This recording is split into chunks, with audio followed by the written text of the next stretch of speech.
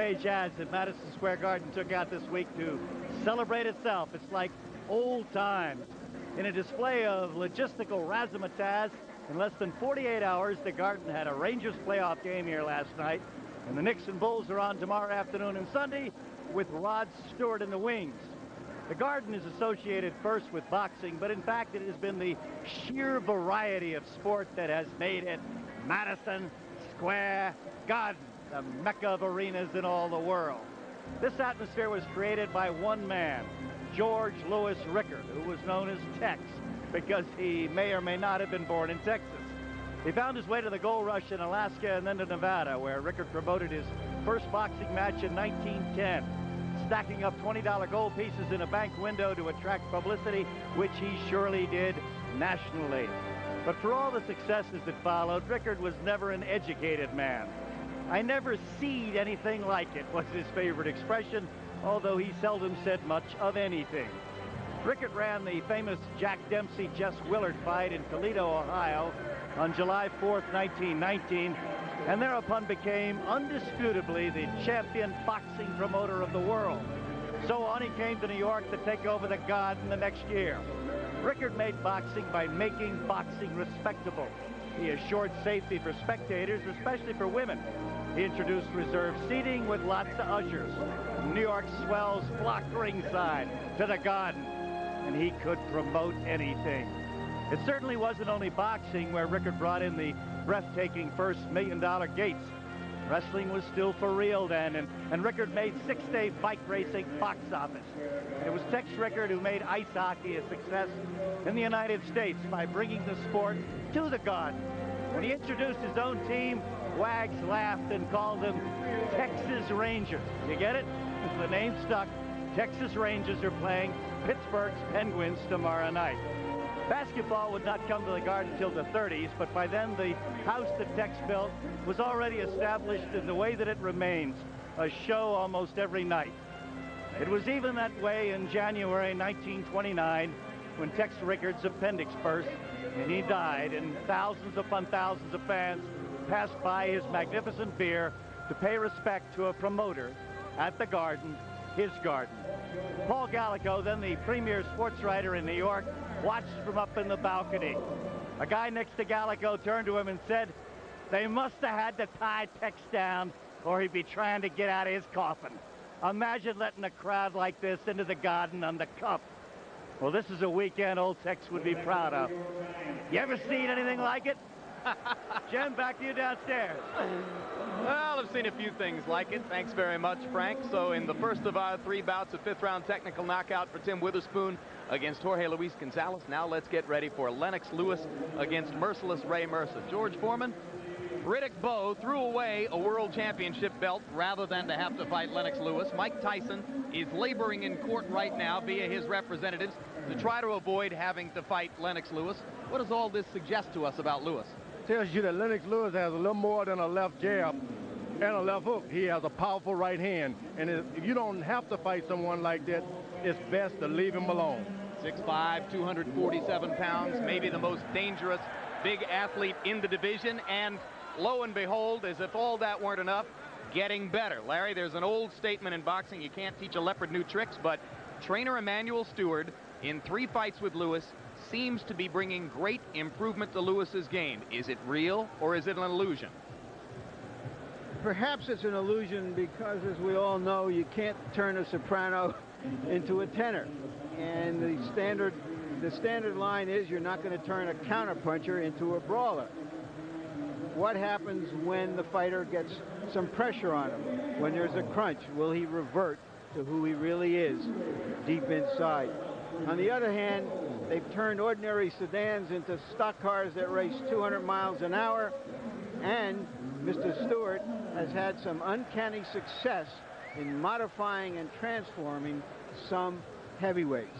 The interesting thing about what he's doing with Lewis, besides trying to teach him a few techniques, is he's trying to reach deep down inside him and find the kid who was a little bit of a street tough when he was raised in Toronto, but has now hidden all that stuff behind his gentlemanly English reserve that we've seen him since he hit the big time.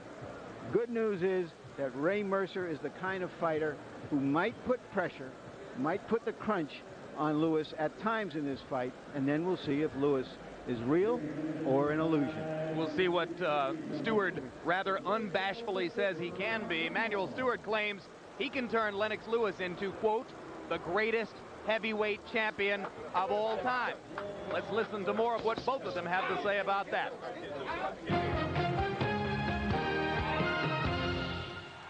You're blowing it now, son. You're blowing it. You start doing what we trained to do. Otherwise, don't come back to this fucking corner. Do you hear me? Communication in the corner between a boxer and his trainer is often the difference between winning and losing in close fights. But finding the right chemistry is no exact science. For Lennox Lewis and Emanuel Stewart, their connection is a work in rapid progress. It's like when you walk into a place and you meet somebody and you start speaking to that person, but it's like you've known this person all your life. That's the chemistry between me and Emanuel Stewart. I believe that the chemistry between Lennox and I is going to make a big difference, and that's something that is so important. But how has that chemistry developed? Why have Lennox Lewis and Emanuel Stewart responded to each other? I felt that he needed a real good, strong person that he could respect, because he's a strong-minded individual himself. And a normal, weak person would not be able to handle Lennox Stewart, because he's very, very strong-minded, very opinionated. That if he respects someone else, it makes a big difference. You control his whole body. There you go. Now you're taking advantage of it. The former heavyweight champion's respect for his new trainer was evident a year ago when first they began working together. Stewart, who had been in Oliver McCall's corner the night Lewis lost his title to McCall, didn't wait to begin criticizing his new pupil. At that stage, you know, he was a very still emotionally not completely stable person. You know, his last fight he had lost. It was the first time he'd ever lost in his life, too, as a professional fighter. And he lost by knockout. I pinpointed his biggest weakness was his balance and his stiffness. And he said, I agree. And you know, what can we do to change it? So that was one of the first things that really impressed me about his willingness to learn and to change and accept his weak points. I think that was the biggest factor in beginning to work with him. The improvement Stewart has helped Lewis to make in both balance and stability was most visible in the last of their 3 straight wins together. A 6th-round stoppage of Tommy Morrison last October. I think in the Tommy Morrison fight, Lennox Lewis came out and showed a lot more confidence and a take-control type mentality in the fight that he had not in the past shown. You put this talent together with real knowledge, and you've really got something. Got to bust him up real good with the left hand. This is the best Lewis we've seen in a while. Much more measured, less wild, better footwork. Much better footwork. With that commanding performance, Lewis produced not only a victory in the ring, but also some proof that Stewart's instruction was beginning to work. The trainer's exceptional skills were never in doubt, but the fighter's ability and willingness to listen and learn were. There's no problem between me and Emanuel Stewart now, and I don't think there will be, because we have that communication. I always discuss things with him. He's an exceptionally intelligent person, and he and I are really, I would say, mentally on the same wavelength as far as things in boxing like that. I see something that's wrong or whatever, I usually will stop in his room, and he'll say right away, he said, I know what you ought to talk about, because it's been bothering me too. Especially when Emanuel's not there and I'm working out by myself, I still visualize him training me and some of the things that he would say I needed to be doing. Mentally, I would look at myself from the outside and see what I'm doing wrong. Together, Lennox Lewis and Emanuel Stewart appear to have embraced a sound formula for success. How long the chemistry lasts, and whether it's strong enough to carry them back to a heavyweight title, is yet to be determined. And we bring you back live to ringside at Madison Square Garden. Tail of the tape between Lewis and Mercer. Lewis is 30 and Mercer's 35. Got an exceptionally late start in boxing, did the former Army sergeant. And this is a battle between 2 Olympic gold medalists from Seoul. You see that Lewis is 3 inches taller, 11 pounds heavier, and has a 6-inch reach advantage. Larry? Jim, Lewis is one of the most spectacular physical specimens we've seen, and he's also a pretty good fighter to go along with it. Here we have an idea of how active they are. Not a whole lot of difference given the different kind of competition they fought. But the jabs will tell us a story, and the real story here is that Mercer threw 34 jabs around in his last fight against Holyfield 1 year ago. Willie tried to out-jab the jabber and surprise him. Rules of the bout with our secret weapon, Harold Letterman. The Lennox Lewis-Ray Mercer fight is scheduled for 10 rounds. The standing 8 count is in effect. The 3 knockdown rule is in effect. The referee or the doctor can stop the fight, and you cannot be saved by the bell in any round, including the 10th and final round. Jim. All right, thank you, Harold. We've talked about Ray Mercer's performance against Evander Holyfield. Even though he lost the bout, it was regarded as a sharp turnaround in his career, particularly because of the way he performed in the first 6 rounds of the fight. This action from round 4 shows you how active and how dominant Mercer was in the early rounds against Holyfield when he was piling up points. But then he tired, lost his focus, was ultimately put on the deck by Holyfield, first man to knock Mercer down, and Mercer didn't win a round among the last 6 in that fight, as Holyfield was able to pound out a unanimous decision. There's Mercer's record in his last 6 fights. For a fighter who never really made any great impact on the heavyweight division, he's had a number of really very interesting milestones along the way. The first guy to stop Tommy Morrison's rise to stardom. Then he loses to Larry Holmes. And then he has that disaster against Jesse Ferguson here in the Garden a few years ago when he came in way out of shape and blew an opportunity to make $1 million for the next set-up fight against Riddick Bowe. Somehow he's become a little bit of a force in the division by what he does. And the record for Ray Mercer, 23 wins, 3 losses, a draw, 16 KOs, regarded as a very tough guy. He's never been knocked out, won his Olympic gold medal in the heavyweight division. He was Riddick Bowe's roommate in Seoul and 1 class up from him in super heavyweight. Of course, Bowe made it to the final against this guy, Lennox Lewis, who at that time fought for Canada. Now, of course, he calls himself a son of Great Britain.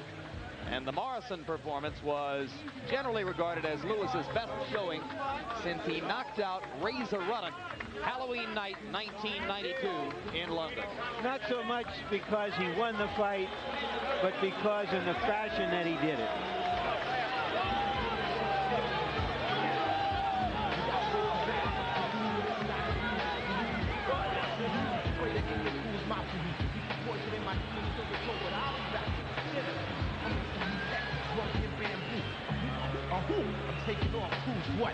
Lewis has been winning big victories in court across the river in New Jersey, where judges are saying over and over that Mike Tyson must face Lewis rather than to fight WBA champion Bruce Seldon in his next fight. But Lewis himself acknowledges that part of the challenge here tonight is to keep his mind off of that, off the prospect of a potential Tyson fight, and focus on the business of Ray Mercer. Lennox Lewis's record, 28 wins, the 1 loss to Oliver McCall in a very quick, and some would say political stoppage. Personally, I would say that. 24 KOs for Lewis. And of course, he won that '88 Olympic gold medal in the super heavyweight division, beating Riddick Bowe to do it. Right now, let's go to ring announcer Michael Buffer for the pre-fight intros. Promotions of Great Britain, in association with your undisputed, undefeated king of beers, Budweiser. This Bud's for you. Present Rumble number 2 in a triple night of heavyweight rumbles. This bout once again is sanctioned by the New York State Athletic Commission. The 3 judges scoring this contest will be Melvina Lathan, Luis Rivera, and George Colon. And when the bell rings, the referee will be Arthur Mercanti. All your other officials at ringside shall remain the same. And now, ladies and gentlemen, once again, the second time of 3 tonight from New York City's Madison Square Garden. Let's get ready to rumble!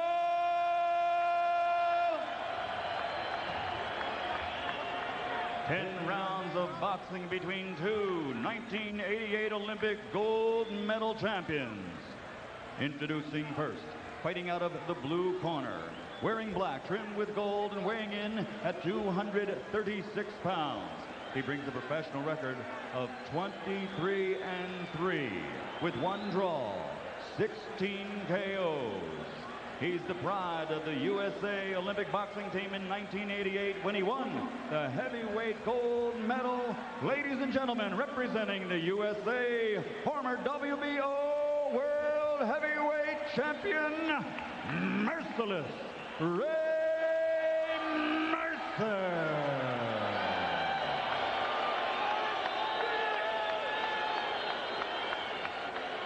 And his opponent across the ring, fighting out of the red corner, wearing white, trimmed with black, and weighing in at 247 pounds. He captured Olympic gold in 1988 when he represented Great Britain in the super heavyweight division. His professional record now stands at 28 victories with only 1 defeat. 24 of those 28 victories are by KO. Ladies and gentlemen, from East London, England, representing Great Britain, former WBC heavyweight champion of the world, Lennox Lewis.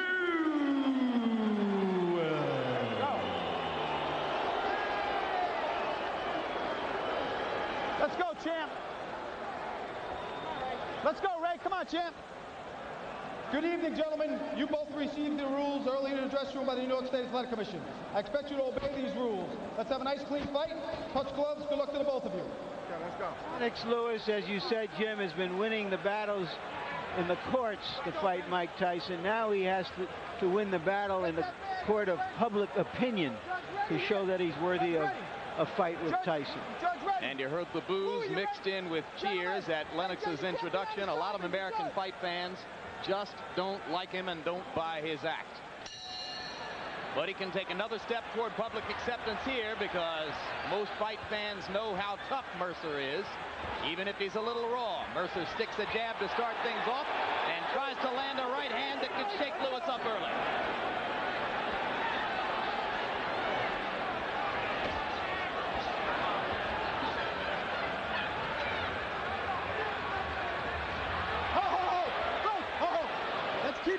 Mercer with an early football tactic here, and referee Arthur Mercanti Jr. says, keep it clean.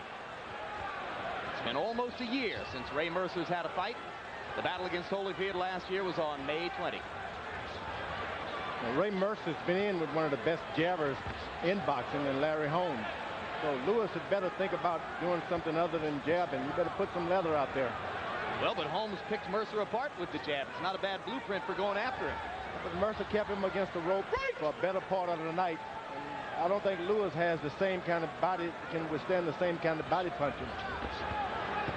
Keep him clean now. That Holmes did. Right. Yeah, Larry had a little extra padding, huh? But then again, Lewis has a better right hand than Larry Holmes. And in the last bout against Morrison, as we told you, he showed a left hook and an uppercut. Now Mercer is scoring with his jab, and Lewis really hasn't gotten into a rhythm as we're midway through round one. With a fighter like Mercer, Lewis had better realize, get yourself ahead on points and then start looking for your knockout, because this guy has a short neck. Hard to get in punches around his chin to drop him. That neck is short and thick. Whenever my wife sees guys with necks like that. Mercer, a hard puncher, landed a right hand there, and that got the crowd excited. Lewis comes back with a short left hook inside. Mercer is regarded as having one of the better chins in boxing. Maybe it comes from that short fire hydrant neck of his, George. Mercer better be advised also in his strategy. Sometimes when you're fighting these guys who are high caliber ex-champions, get in there and steal a bout. Get ahead and win those points. Forget about a knockout. Sure, you're strong, you can take a punch, but forget that. Don't do the expected. Stand up there and take a lot of punishment. Get in there and win points. One of Mercer's cornermen revealed to us today that he suffered a cut lower lip in training and it hasn't completely healed. When asked about it a couple hours ago, Mercer said, yeah, it's going to bleed. So we're expecting to see a small spigot of blood from Mercer's lower lip when and if Lewis is able to land a right hand on the button. Mercer always stood up and took right hands, but this is one guy, Lewis. You can't just do that.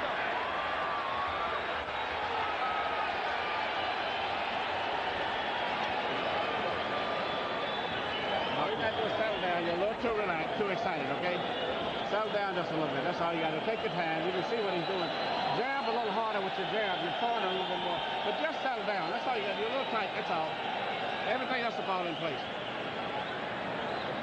Keep stepping up. Okay. When you get in the clutch, you hear a big fucking whack. And now that's going to work too is holding your neck. Okay. Breathe deep, Ray. Relax for a moment. Breathe deep, breathe deep, breathe deep. Breathe deep, breathe deep. It's a big deep one, that's it. All right, just don't let him set up. Okay. Keep him going, you'll beat the shit out of him. Okay. Relax now, okay? Good job, let's go.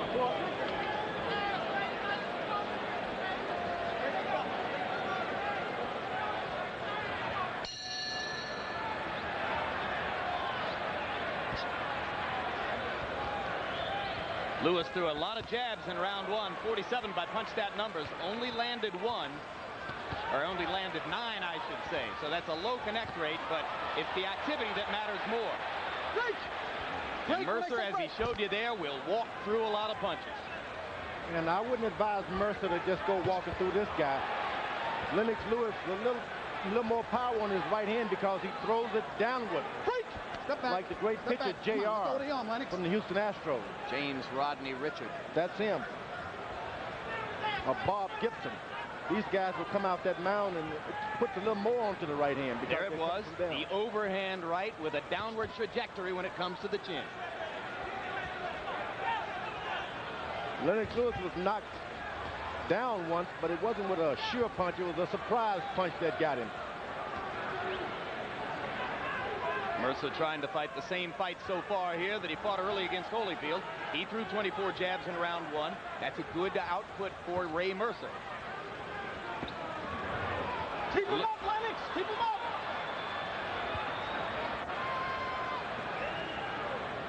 Looked like a borderline punch. Boy, he's hit Mercer with some really heavy shots, and Mercer just hasn't budged yet.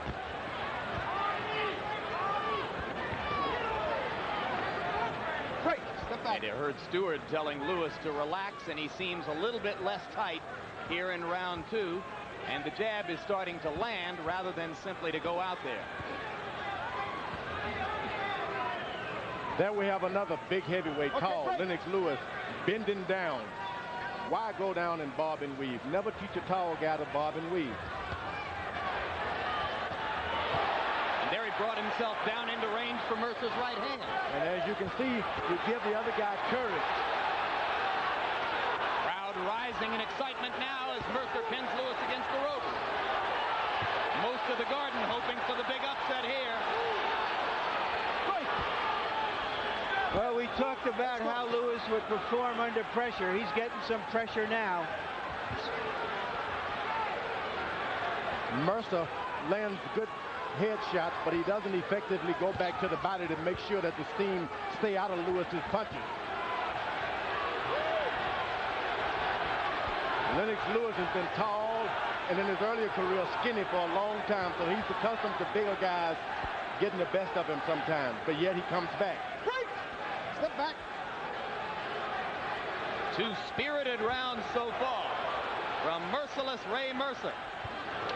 But is he well conditioned enough to do this through the long course of the bout against the bigger man?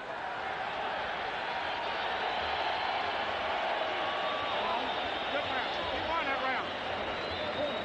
But he's not in the shape you're in, okay? He's not in the shape. He won that round, a couple of good shots, and I give him that round, so I got it dead even. But he's not in the shape that you're in. See, when you get hit with a jab because you're jabbing, and I told you you're jabbing with your right hand over here, and that's how you're getting caught with jab. Keep your right hand up higher.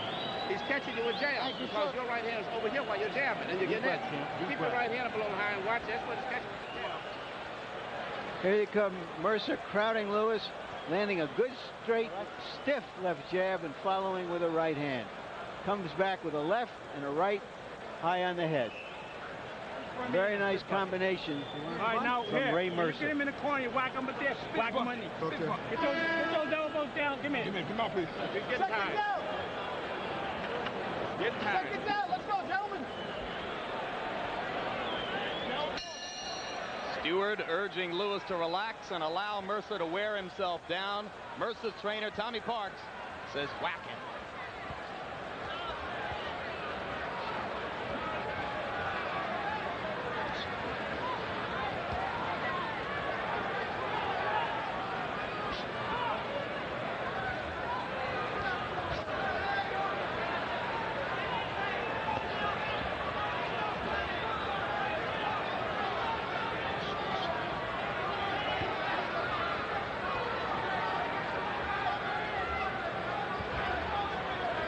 Get the sense already that Mercer's looking for a little rest in the first minute of the third round. No doubt about it, but he's got to learn to take his rest by moving a little closer to Lennox Lewis. You rest close. When you want to fight, you stand out, but when you want to rest, get up close, because Lewis is ineffective when you're close upon him. Mercer short with the right hand, comes back to land a jab. Lewis trying to remember to pepper Mercer with the jab. Lewis's scouting report told him that you can control Mercer with the jab if you keep it in his face.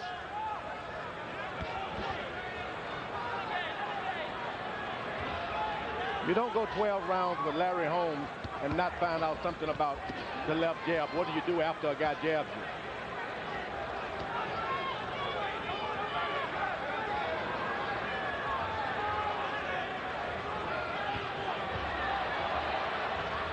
Mercer lands an uppercut inside and now gets a short overhand right in. His punches don't have as much snap in this round as they did in the first two, but he's still able to land against Lewis. The major problem with Lewis, he's a puncher. Shouldn't spend too much time trying to teach a puncher to box. Should tell him all the time, you're getting closer and closer with that right hand. Keep putting it in there. Go to the body some. You'll get him. That's when he's more effective. When you can smell a knockout, you cannot revert to boxing. Now this is interesting, George, because you say Lewis is a puncher, and certainly he has the power to be seen that way. But earlier in his career, before Stewart got hold of him, a lot of people said he was nothing but a timid counterpuncher. Yeah, but that counterpunch puts you to sleep. He does have power.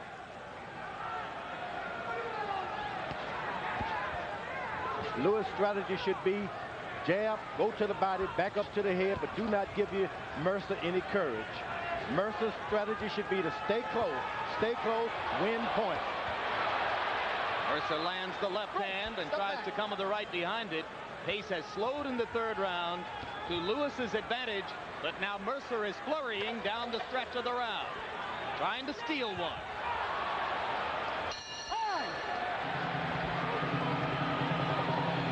And still to come in a heavyweight triple header from Madison Square Garden.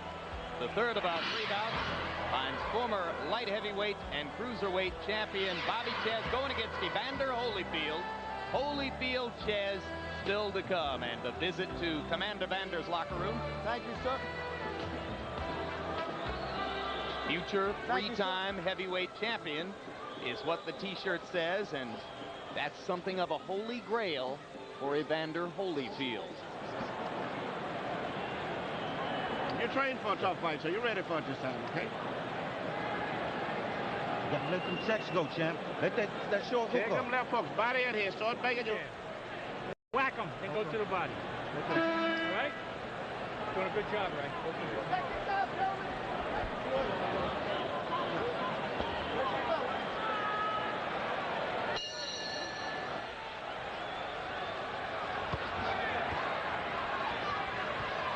Stewart telling Lennox Lewis that he has trained for a tough fight, so not to worry about the spark that Mercer has shown in the first three rounds.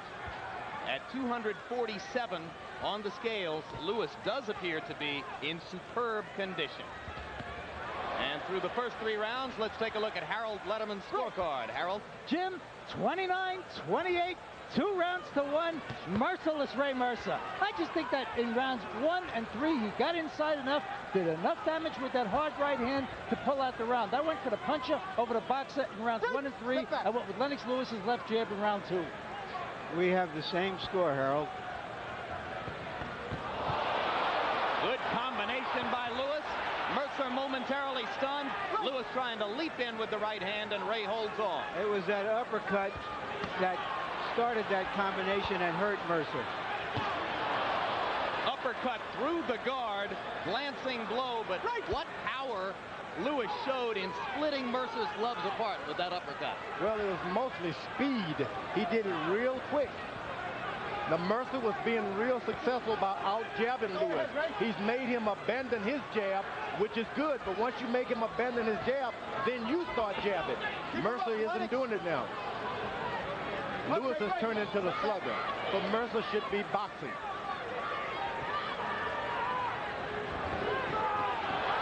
Another terrific combination at close range by Lewis.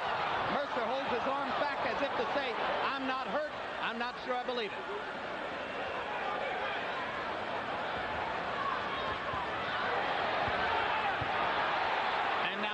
Coming on with a straight right hand. Lewis not defending himself very well so far. And Mercer's gotten back to being smart. He's a bit winded, but I would keep jabbing. Make the bigger man think he can't jab. Then when he starts fighting you, move away a little bit.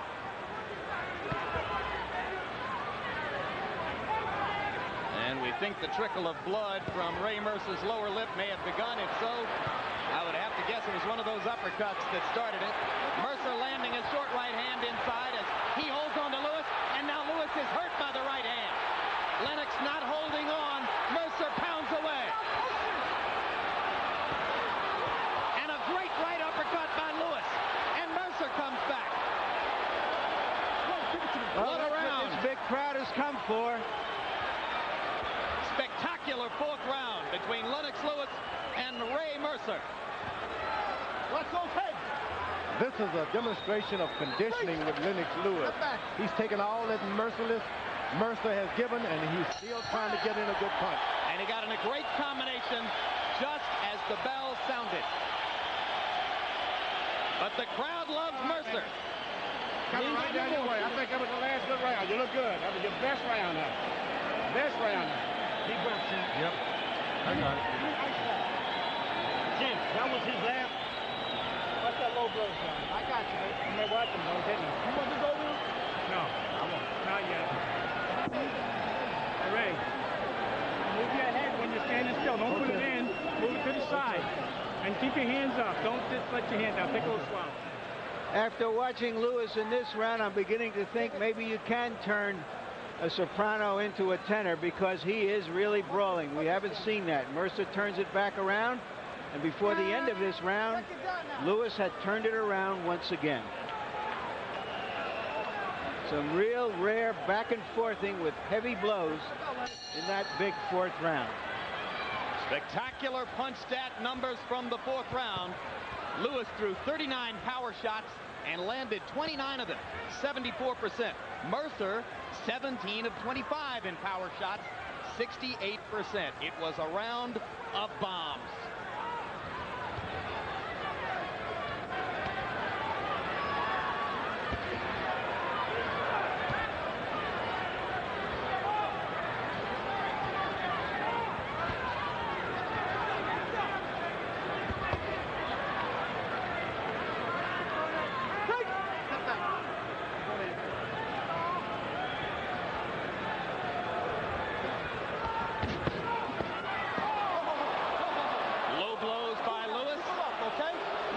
Gives him a warning. Come on, Lennox. I don't think they did any real damage. Not at all, and then they were pretty much punches thrown a little without looking. Come on, let's go. Mercer not only has an iron chin, he seems to have an iron middle as well. But if this fight continue to go on and on and on, those body punches by Lewis will take their toll pretty soon. Just cannot take those kind of body punches from a big heavyweight and continue to absorb right hands on the chin. He didn't used to remember to go to the body like that. I think that's another area in which Stewart has had a beneficial effect for Lennox. Step back.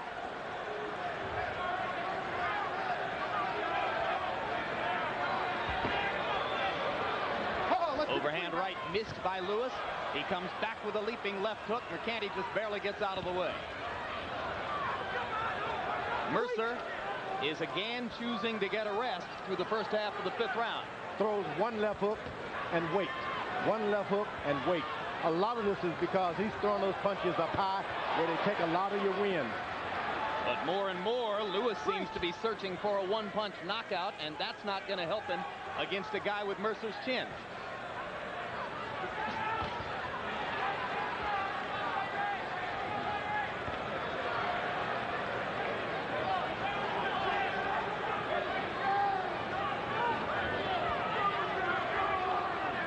One of the things you can notice here is that when Mercer jabs, he really commits to the jab, and Lewis still doesn't do that.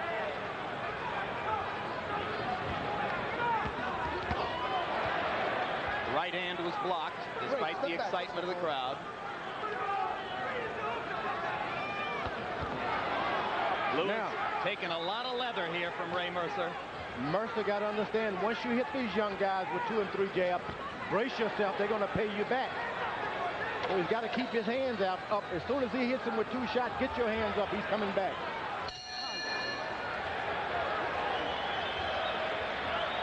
Blood inside the mouth of Lennox Lewis now. When you don't, you got him under control. When you don't let him, see, you're fucking his eye with the jab.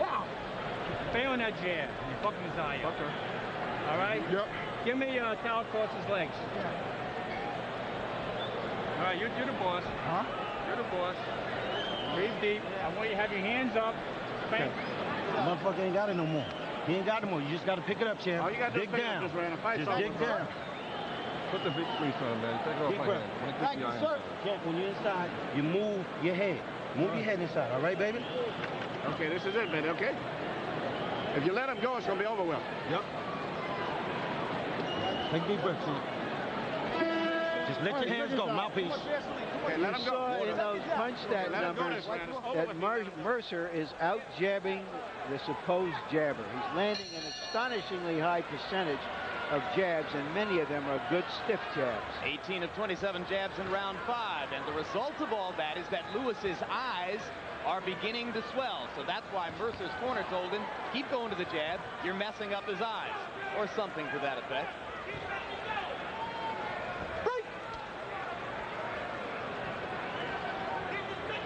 Lennox Lewis has been winning battles in court in New Jersey, seeking a fight against Mike Tyson, but none of that will mean anything if he doesn't win this fight tonight. Ray Mercer is truly a trial horse. You get past this guy, you can get past any trial. Let go, Frank, come on. Watch The emphasis, George, is on horse. He is some tough guy. And he's never been knocked out, so Lewis might be well advised to stick to his tactical advantages. But at some point in every fight, Mercer's pattern is that he loses focus and begins simply to brawl. That happens here. Remember that he's in against a bigger, heavier punching man. But he has had so much success with the jab that he might be encouraged to stay with it. He's stuck with the game plan so far. Lewis trying to turn everything around with one big uppercut inside. Lands the left hook. Break! One thing when you're jabbing, Mercer's been very successful up top. But a few of those jabs has got to go to the man's chest. Got to hit him in the belly a little bit because your face can swell up and your body can still be strong. Mercer's kind of forgotten to go to the body here against Lennox. You got to put in some body punches against a puncher. That's the only way to sap his energy. Look how easily Mercer pops him in the face with the jab. Mercer landed a hard right hand counter, and Lewis is momentarily stunned again.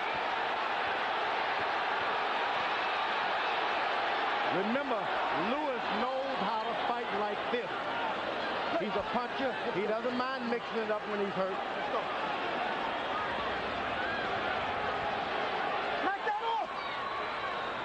Once you hit Lewis with hard shots, get out of his way. Get on the side of him. Don't stand in front of him because he's got a left hook that will make you fly.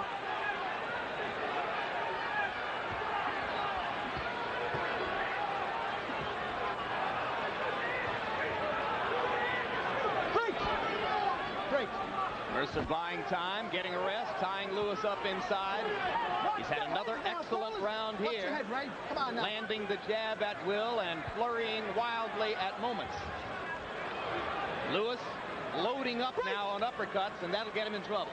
It's going to get him in a lot of trouble. Right now, he's got to reestablish himself as the boxer, the better jabber. Reestablish that, then go for the power punches. Midway through the bout, time for Emmanuel Stewart to go to work and prove what he says about his fighter. You're behind on points, Junior. Huh? You're behind on points. He's out punching you. That's that simple. When you get a guy get a good volley like that, you've got to come back and win that round back. You see something because he was exhausted after that, but you never pushed him after that. You got to let yourself go. You can't let the shots go. If you keep letting them go, regardless of whether you're missing or not, you're going to knock him out in that time. This man is tired. He's spitting up blood, but you're not. Here is Ray Mercer, who looked at the beginning of the round like he was starting to get tired, but when he landed when he had a good rally and landed a good combination, it seemed to put some more gas right into his tank.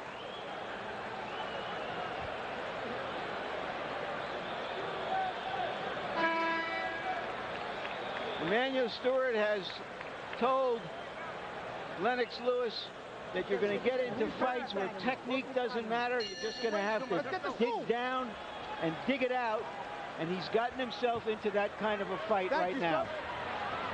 You can see the swelling around Lennox Lewis's right eye. The situation begins to become troublesome for Lewis. Step back now. His corner told him he was behind on points. Harold, after 6 rounds, your scorecard. Larry, 4 rounds to 2, 58-56, merciless Ray Mercer. I think when that little guy gets inside, he does damage. And I gave him rounds 1, 3, 4, and 6 because he got inside and landed that hard right hand. And in a 10-round fight, Lennox Lewis is running out of rounds. I have it 3 rounds apiece. Still not enough head movement for Lewis, who when he steps inside against Mercer, gets peppered with left hands and short right hands. Mercer's been effective with the jab, been effective with the right hand counter. Step back. Lewis has landed some uppercuts, some terrific combinations, some left hooks, but has not landed a big right hand over the top yet.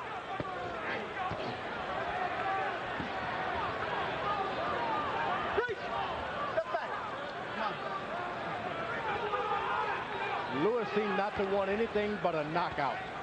To land a double right hand, 2 left jabs, he just does not seem to want to do good things like that.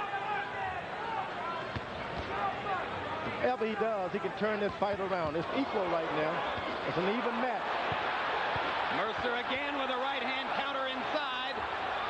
Lewis momentarily dropped his gloves and took another shot, but then Lennox came back with a counter of his own. Mercer got hurt that time, and Lewis was out of position to take advantage of it. And I still don't think Lennox realizes how hard he hit Mercer. He's not used to seeing guys stand up after he hits him flush like that. Step back now.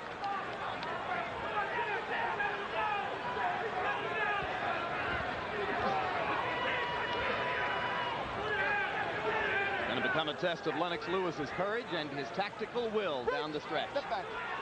Can he impose his own strength on Mercer, the way Mercer has done to him so far?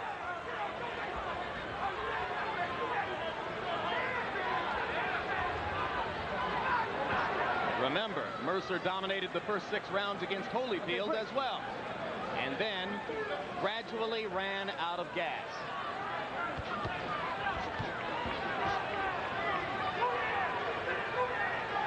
Lewis starting to freshen up a little bit. Goes back to the jab and the straight right hand.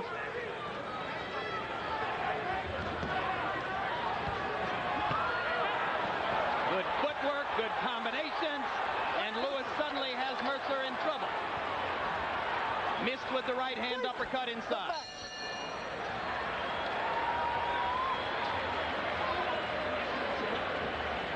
You just got to go like that all the way now. We can't lose no more rounds. You got to push yourself. Get off first. Don't wait till he punches. You get off first. You got these next 3 rounds. You got to win all of them to win a decision, okay? If you maxed out of it, you ought to fight these guys. The guy's tired.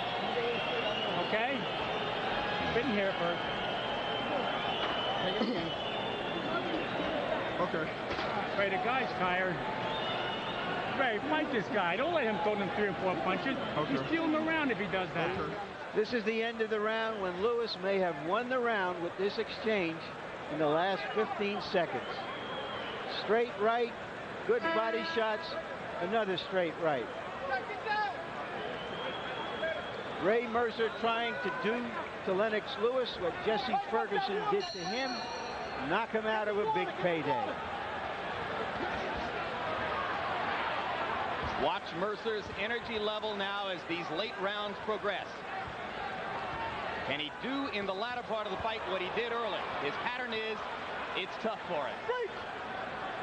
You can see that Harold Letterman gave Lewis the 7th and narrowed the margin on the Letterman card. Now, Lewis's corner gave him, for the first time, proper advice. They should have gave it to him in the first round. Get out there and win those rounds. And then when the fight goes on and on, you tell him to catch up on point. Nothing wrong with telling the puncher to win the round. Solid uppercut by Lewis. Mercer's punch output is dropping now. Mercer's left eye swelling up a little bit. Stop holding, Alex. Come on, break. Tide is turning in Lewis's direction, but does he have a full understanding of that and the tactical will to make it stick? Mercer starting to use feint. He faked. He had Lewis jumping and going for fake. That's something the taller fighter's supposed to be doing. Low blow by Lewis, or can he let him get away with it? Because he pretty much brought some of the power back off of it when he realized it was going to be low. Come on. I'm not going to stand for that shit. Let's go. Come on. Crowd likes Mercer trying to hit on the break, and Arthur McCanty didn't like it. Mercer swinging wildly with the right again. Mercer got Lewis with a good right hand. Break. Step back now when I say break. Step back.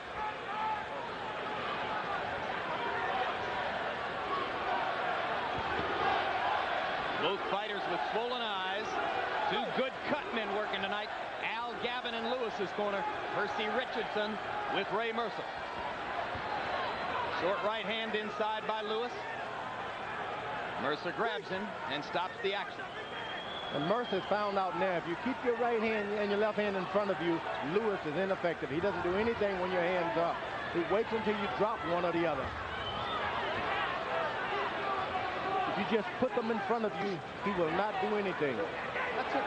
Trading uppercuts at close range. Both men landed. Hard right hand by Lewis. Mercer with that chin of granite. Mercer's winging shots from the outside and creating opportunities for Lewis, but Lewis is only sporadically taking advantage. Lewis, like I said, he should be still in rounds now. His corner told him late to win rounds, and he should have been doing this early on. Let's see who flurries in these last 15 seconds.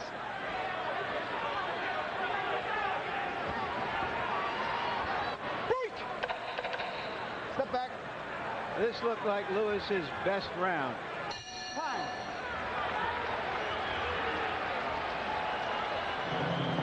Bobby Chez waiting for his upcoming assignment in the 3rd bout of our heavyweight triple header.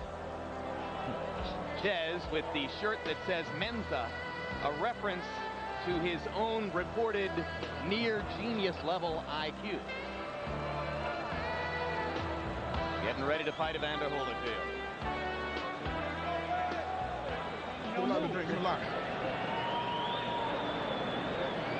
Now he's more tired than you, Ray. Ray, all you got to do, do it. Double jab him. Okay. Then the right hand, the big right hand. You had him out, you held him up. Hit him next time. Make him use his legs while he's tired now, okay? Okay. Let your shots go. Don't hesitate so much. Using your legs. Second jab, gentlemen. Let's go. Let's go.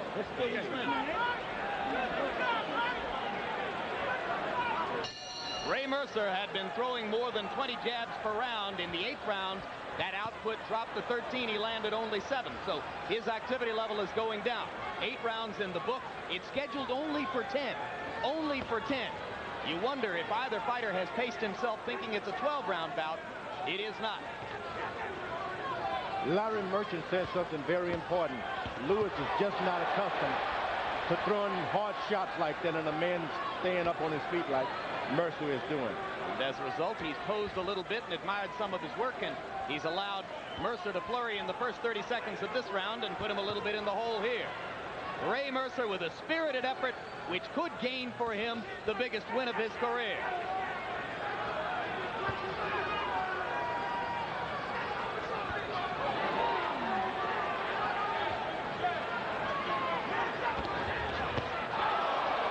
Now that's the Lennox Lewis right hand he's been waiting on all night.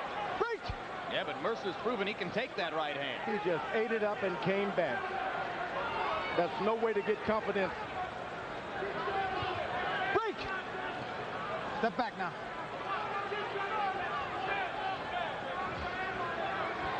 And that's exactly Larry's point, because virtually anybody else in his career, Lewis lands that right hand, and the guy is down. Ray Mercer starting to move his head a little bit as he steps closer and closer.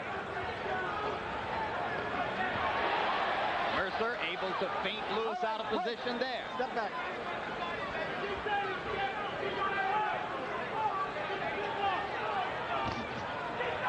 There's going to be some drama in the 10th round. Step back.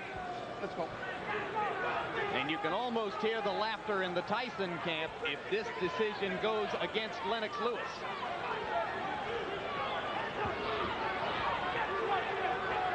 I wouldn't want to be the judge of this fight because both men have fought great. Lewis has had his advantages. Mercer's taken his advantages. Been an equal match. Even so far in my mind. The judges are from New York, New York, and New York. So there's not a British judge here, not a Canadian judge here. They're all New Yorkers. Break.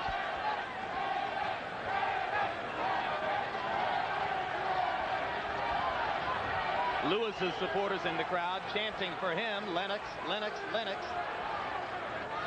But he's had a low punch output in the 9th round. Lennox just not throwing as much in this round as he had in the few previous to it. And Mercer's having a good round. Now Lewis, for the first time, all he did was just put his right hand up. Step back. That's what he could have been doing all night. You don't have to jump back, drop your hand.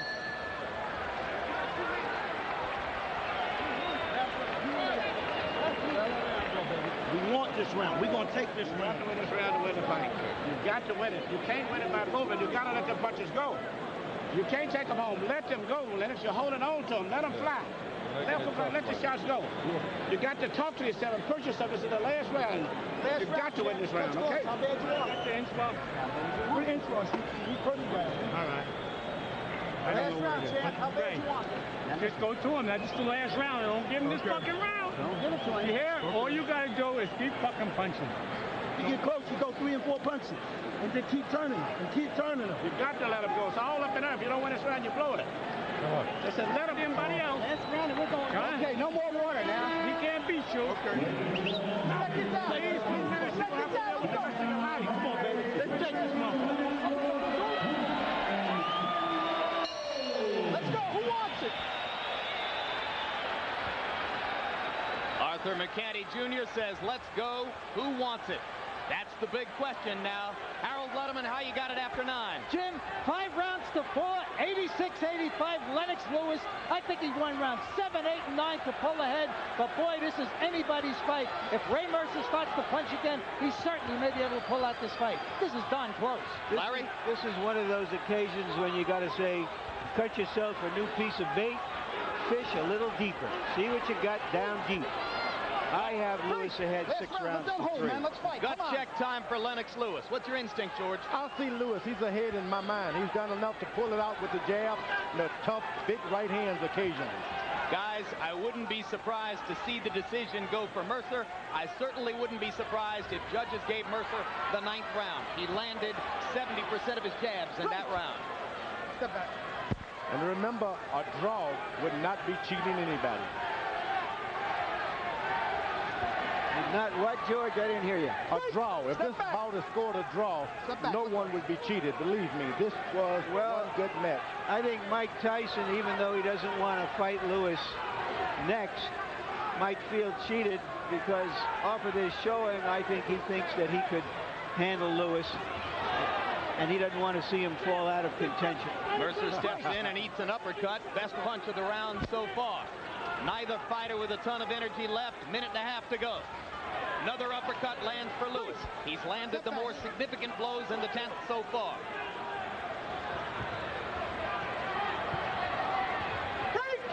Lewis is doing a good job of boxing now. Last round, let's go.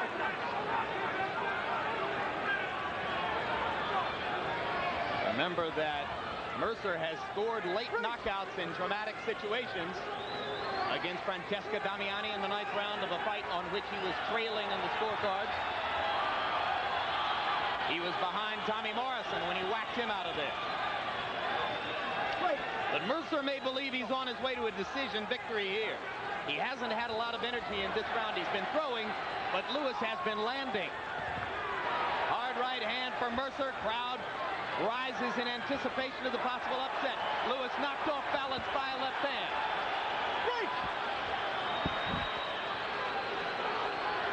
Pretty even round. Mercer the aggressor.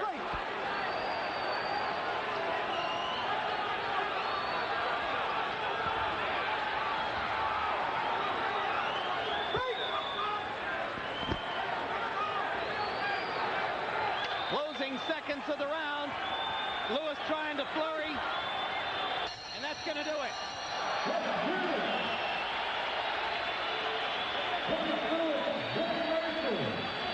A good, hard, tough fight between two big men. I thought Lewis pulled it out.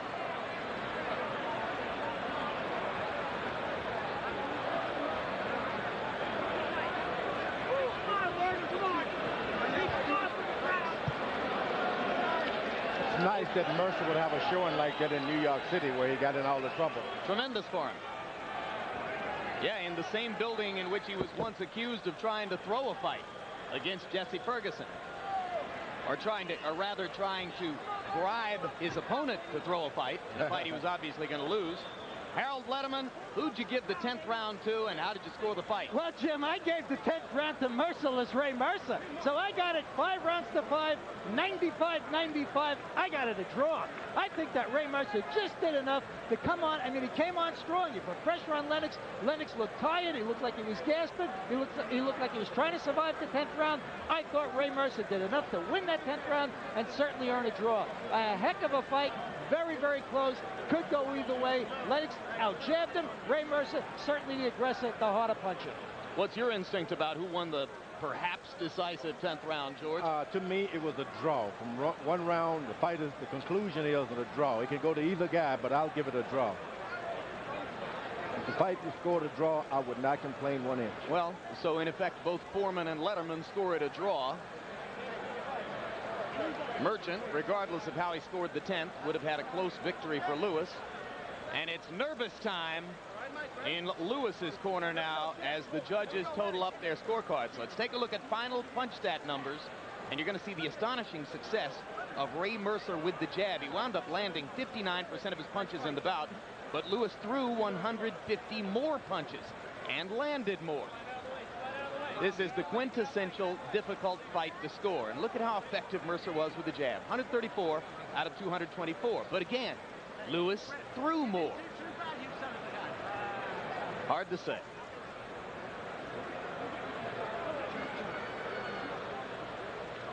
Right now, let's go to the ring announcer, Michael Buffer, for the official decision.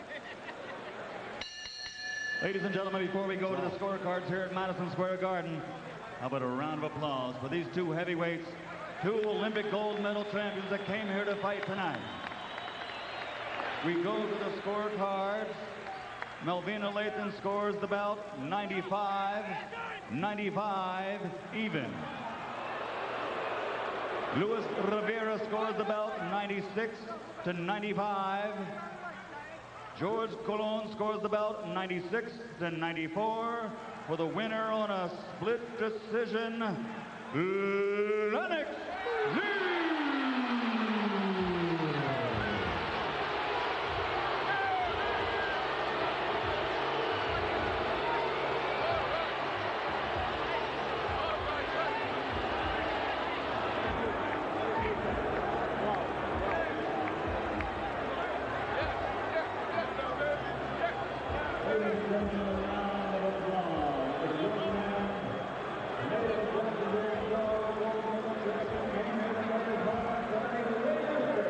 Well, the crowd made its opinion of Lennox Lewis clear before the bout, and their opinion of the decision runs along the same lines. But in reality, George Foreman, both fighters had some good moments, and if ever you would say it's tough for anyone to have to take a loss, this is one of those situations. Before we talk to George, let's quickly go to Larry Merchant with the winner, Lennox Lewis.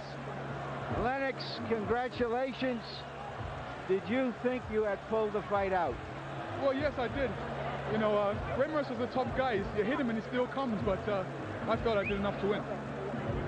You hit him some awfully hard shots. You're not used to seeing guys keep coming after those hard shots. Is that what made this fight so close? Yes, I'm telling you, Ray Mercer's got a tough chin, boy. When they said he's got a tough chin, because I hit him with some shots and I felt it in my hand, and he kept coming. Have you ever been in this kind of a brawl? I mean, this had nothing to do with technique after a while. This had something to do with who you are and how you fight. Definitely. You know, this is a small ring, especially for a heavyweight. You take 2 steps and you're hitting the ropes. So, and then Ray Mercer gave me a lot of pressure. So, you know, I did enough to win.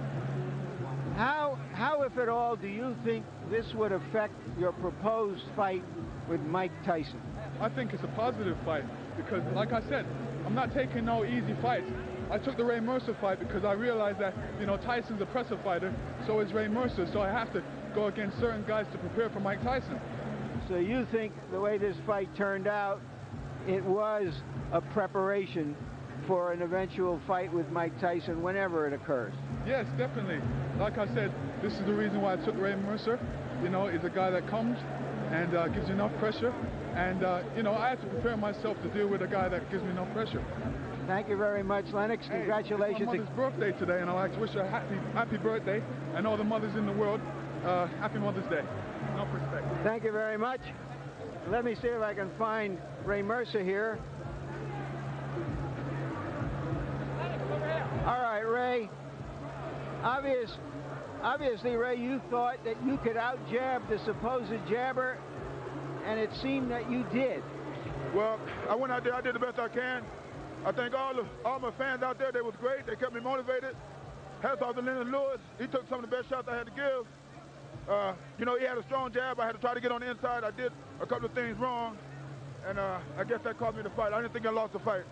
It's becoming a routine for me, man. I don't know. Well, did you think you had actually won the fight? Were you thinking in the corner going into the 10th round that if you survive this, you've won the fight? I wasn't trying to survive. I was trying to fight all the way through the fight, you know. I know I gave a couple of rounds away, but that's it. No more than 3, you know. You've been hit by some hard punches. Is he as hard or harder than any puncher you've faced? Well, every punch that you're going to see from a heavyweight, 240-some pounds, is going to be a hard punch. And, you know, all the punches are hard that I've been getting hit with by different fighters. But, you know, just different styles that make the punches. I was able to stand up against the toughest punch. I can stand up and take anybody's punch. As you see, Mike Tyson, me and Mike Tyson have a great style, and I'm just waiting to get it on. The people want to see that because we're right there battling the hell with boxing. Thank you very much, Ray. Jim? All right, thanks very much. Quickly, what happened on the scorecards here that produced Lennox's split decision victory was that Lewis was given the 10th round by 2 of the 3 judges. Let's call it a majority decision because Lewis won on 2 scorecards and it was even on the 3rd. So Lewis won the 10th round on both of the scorecards on which he won the bout. Well, no. He won the 10th round on the scorecard which was even. It was even on one of the other scorecards, and he won the 10th round on the 3rd scorecard. So 2 out of 3 judges going for Lewis in the 10th. That made the difference in granting him the decision. Most fight fans, I have to assume, George, are sitting at home and saying, wait a minute, if the guy gets hit that easily by a fighter like Ray Mercer, he wouldn't stand a chance against Tyson. Are they right? No, I wouldn't be so quick to say that. Not only was he was hit good, he was able to endure and continue to push his will on Mercer. Now, I'm not trying to say the other guy can't hit a lot harder than Mercer. Of course he can. But this guy can do good in the ring with anyone. I think the crowd was behind Mercer because he took the punishment and he kept coming back. All in all, you think it was a good learning experience for Lewis? Oh, it was a great fight for all of us. We all learned something tonight. All right. That was a battle between two Olympic gold medalists from Seoul, Korea in 1988. For more on what the Olympics mean to this fight card tonight, let's go to Frank DeFord. Thank you, Jim. Evander